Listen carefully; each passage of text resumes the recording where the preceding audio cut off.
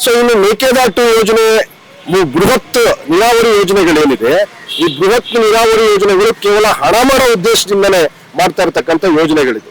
So ಹಾಗಾಗಿ ನಾನು ಈ ಸರ್ಕಾರವನ್ನು ಆಗ್ರಹ ಮಾಡೋದೇನಂತಂದ್ರೆ, ನೀವು ಮೇಕೆದಾಟು ಕಟ್ಟಲಿಕ್ಕೆ ಬಳಸ್ತಕ್ಕಂಥ ಹಣವನ್ನ ರಾಜ್ಯದ ಎಲ್ಲ ಲಕ್ಷಾಂತರ ಕೆರೆಗಳನ್ನ ಪುನಶ್ಚೇತನಗೊಳಿಸಲಿಕ್ಕೆ ನೀವು ಬಳಸಿದ್ದೆ ಆದ್ರೆ ಅದನ್ನು ಬೆಂಗಳೂರಿನಲ್ಲಿರ್ತಕ್ಕಂಥ ಬೆಂಗಳೂರು ಸುತ್ತಮುತ್ತ ಇರ್ತಕ್ಕಂಥ 7-8 ಸಾವಿರ ಕೆರೆಗಳ ಹೂಳೆತ್ತಿ ಆ ಕೆರೆಗಳಿಗೆ ನದಿಗಳಿಂದ ಪೈಪ್ ಲೈನ್ ಮುಖಾಂತರ ಸಂಪರ್ಕ ಕೊಟ್ಬಿಟ್ರೆ ನೀವು ಹೊಸ ನೀರಾವರಿ ಯೋಜನೆಗಳನ್ನ ಡ್ಯಾಮ್ಗಳನ್ನ ಕಟ್ಟೋ ಅಗತ್ಯ ಇಲ್ಲ.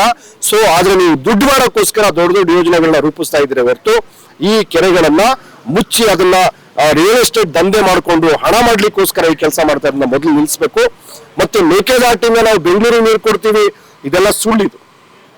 ಬೆಂಗಳೂರಿನಲ್ಲಿ ಕಟ್ಟಿರ್ತಕ್ಕಂಥ ಮತ್ತು ಕಟ್ಟುವಂತ ಪ್ರತಿಯೊಂದು ಮನೆಗೂ ರೈನ್ ವಾಟರ್ ಹಾರ್ವೆಸ್ಟಿಂಗ್ ಕಂಪಲ್ಸರಿ ಮಾಡಿದೆ.